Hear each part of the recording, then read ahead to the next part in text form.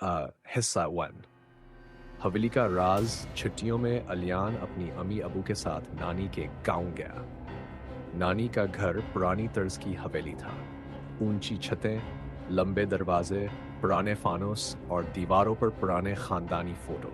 अलियान बहुत खुश था, लेकिन सबसे अजीब चीज वो बंद कमरा था, जिसका दरवाजा हमेशा मुक़फ़िल रहता। नानी इसे काला कमरा कहती थी। नानी, इस कमरे में क्या है?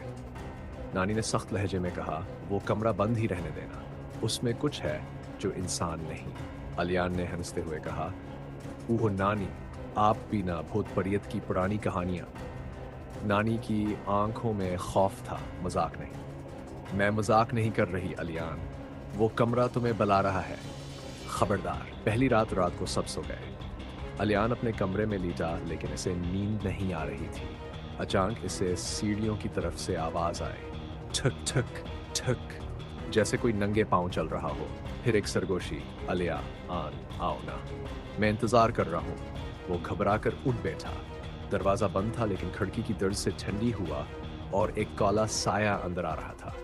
अलियान ने जल्दी से आंखें बंद की, कुरान की आयत याद की और दिल में पढ़ने लगा। कुछ देर बाद सब खामोश हो गए। अगली शाम अलियान ने अपने कजन फायक से कहा, तुमने कभी कभी काला कमरा देखा है? फायक का चेहरा सफेद हो गया। मत पूछो। बचपन में मैंने एक बार दरवाजा खोला था, बस एक झलक देखी और कई दिन बीमार रहा। मेरी आंखों में वो काला साया घस आया था। क्या देखा था तुमने? अलियान ने पूछा।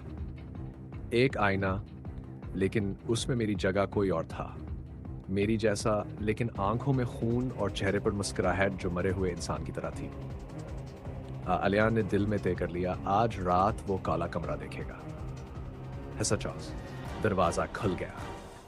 रात के 12 बजे जब सब सो गए, अलियान चपके से उठा।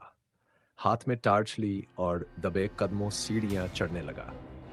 जैसे ही वो काले कमरे के दरवाजे के करीब पहुंचा, दरवाजा खुद ब खुद चरचराते हुए खुल गया।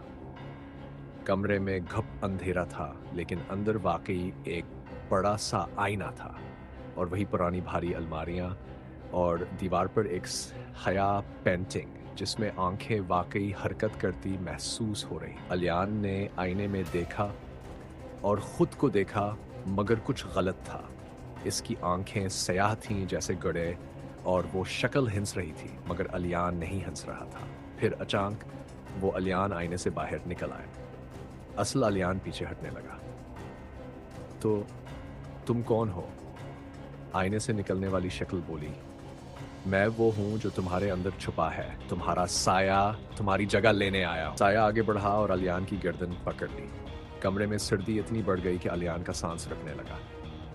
अब तुम अंदर जाओगे और मैं बाहर, साया चीखा। फिर सब कुछ धुंधला हो गया।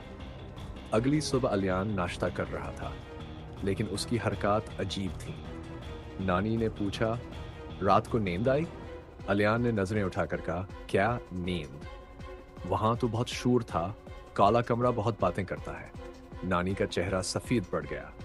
इसी लम्हे फाइक नीचे दौड़ा आया, चीखता हुआ, नानी! काले कमरे का आईना, इसमें अलियान बंद है। वो मुझे देख रहा था, मदद मांग रहा था।